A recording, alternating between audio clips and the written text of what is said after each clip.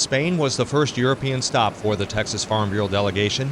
Led by President Kenneth Diersky, the group of farmers and ranchers went to the Spanish Ministry of Agriculture in Madrid. There they learned that Spain is experiencing the worst drought in 60 years. The country is also one of only 2 European Union nations that produces cotton. About 8,000 cotton farmers grow the crop in Spain. Cotton production has decreased 60% in Spain due to elimination of subsidies directly tied to cotton. This is the result of the EU's 2004 reform of the Common Agricultural Policy, or CAP, which translates into less monetary support from the EU. The Common Agricultural Policy has decoupled payments so that the payments now are not just for the commodities, but they are direct payments to the land. And what has happened is that there's only 2 major countries that produce cotton, Spain and Greece.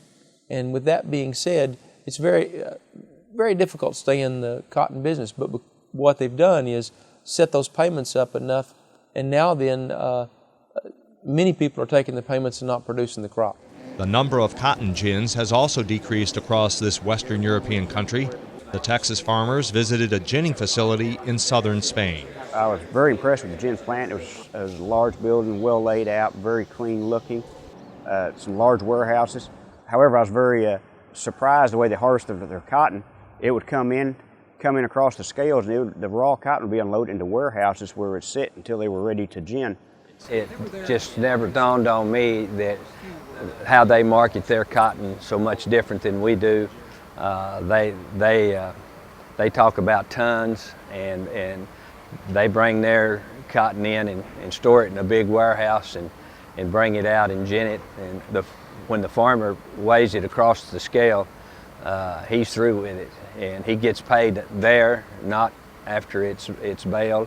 The TFB trade delegation met with representatives of the Federation of Agricultural Cooperatives and Monsanto.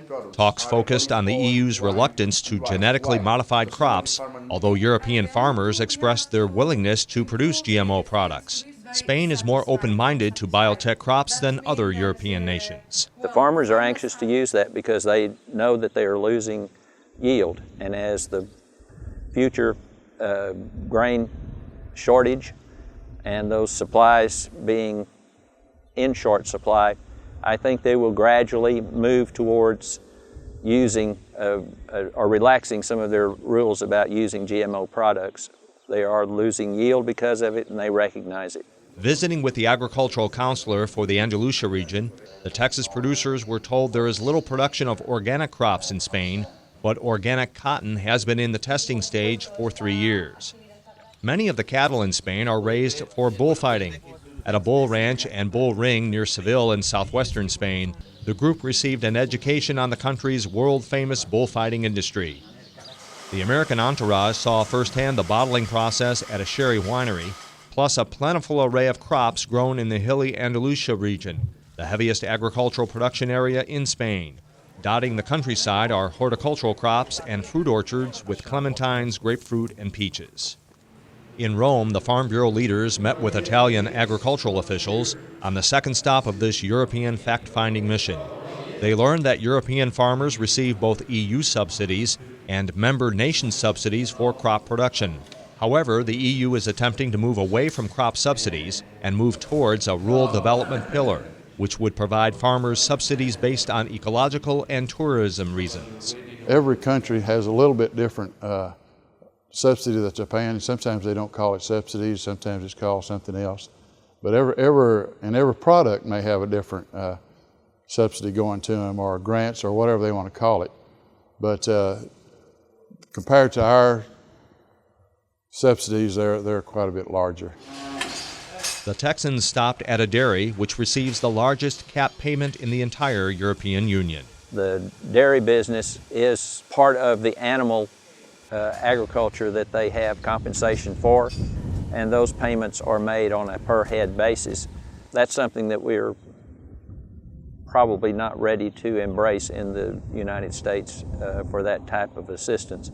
This is Tuscany in central Italy. The lush, picturesque hills of this region is where many niche crops are grown in olive orchards and grape vineyards. The wine industry has always been a large part of the Italian culture, the Italian lifestyle. And in fact, of the $3 million worth of exports that they bring to the United States, about 1.2 to 1.3 million of that is wine. And so it is always a big industry to them. The Tuscany region and north of that are the two major crop producing regions in Italy. Italy exports more of its ag products to the United States than it consumes within its own borders. Besides wine, pasta and cheeses are the leading exports to the U.S. The Americans also visited two distinctly different beef cattle operations near Siena. The first was a fifth-generation family's confined operation of Chianina cattle. This is the traditional method of raising livestock in this part of the world. And they're feeding them alfalfa and a grass mix and they're feeding the calves corn. They're also feeding their bulls out, big bulls for butcher. And those bulls were huge and nice looking bulls. The cows were large. The herd bulls were 2,500 pounds plus. It was a complete confinement operation. It was a good operation. Cattle in a more contemporary grazing situation were viewed on a ranch high in the Tuscan hills. Right now, I like what I see because, number one, the cattle are in good condition, well taken care of. They have excellent grazing, and I think they're what I would like to see in Texas. The Texas Farm Bureau delegation's last stop was Geneva and the World Trade Organization's headquarters. Day-long meetings focused on a number of issues, including farm subsidies, GMOs, beef hormones, and world trade negotiations. The World Trade Organization consists of 152 nations. The current multilateral negotiations for agriculture and other sectors is the Doha round of WTO trade negotiations. The U.S. government pursues multilateral, regional, and bilateral agreements with other countries to increase trade. The ongoing negotiations have the goal of improving market access by lowering tariffs, adjusting trade-distorting domestic support programs, and eliminating export subsidies. Farm Bureau supports reducing trade barriers and expanding markets for U.S. agriculture through the WTO process. While in Geneva, the Texas group met with a number of WTO and USDA Foreign Agricultural Service officials. The consequences of no agreement would not be good. I think there's a lot on the table there. There's a lot of value. You have a lot of countries that still have very high tariffs out there. The tariff reduction formula alone would bring down tariffs for 70% for developed countries, a lesser amount for developing countries. But still, these would be real results that we could take home and would be good for American agricultural exports. Going to the WTO headquarters in Geneva is a chance of a lifetime. Most farmers and producers in the United States know very little about this, and it's a rare treat to be able to go into those facilities where all of these nations discuss those issues that are important to fair trade across the United States, or with the United States and across the world.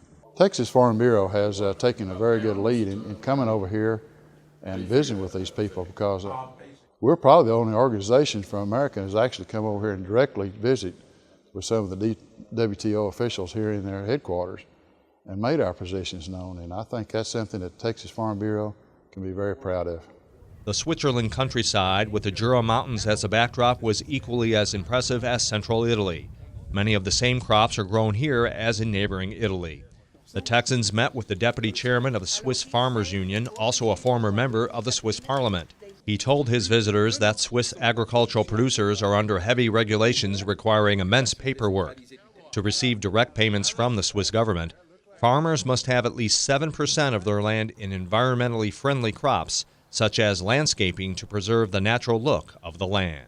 Well, I think the most important part of these trips are learning what different countries' agricultural producers are actually doing. We hear an awful lot from government agencies or government representatives or Academia America, but oftentimes we don't get the real story about what's going on the farm and what's happening to the farmer in reality. And that these give us opportunities to really focus on those activities that are happening down on the farm in whatever country we're in. For Voices of Agriculture, I'm Tom Nicoletti in Geneva, Switzerland.